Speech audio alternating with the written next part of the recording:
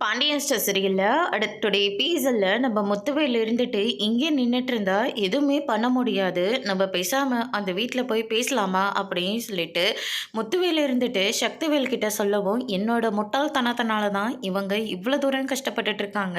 அதனால நானே வேணுனாலும் போய் பேசுறேனே அப்படின்னு சொல்லிட்டு சக்திவேல் வந்து சொல்லிக்கிட்டு இருக்காங்க.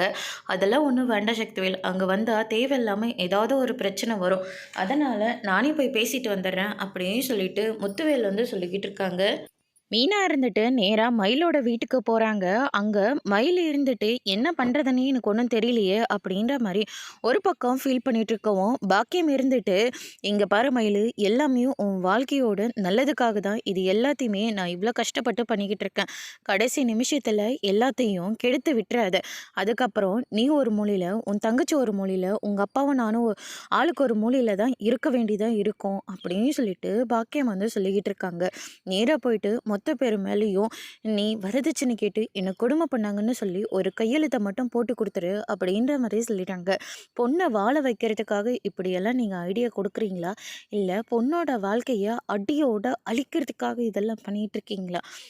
நீங்க உண்மையாவே இவங்களுக்கு அம்மா தானா? அப்படின்ற மாரி மீனா வந்து சொல்லிறாங்க. மீனா அப்படின்னு சொல்லிட்டு மயில் வந்து கட்டி பிடிச்சிட்டு இருக்காங்க. எனக்கும் இதுக்கும் எந்த சம்மந்தமும் இல்ல. எங்க அம்மா இப்பதான் வீட்டிலேருந்து வீட்டுக்கே வந்தாங்க.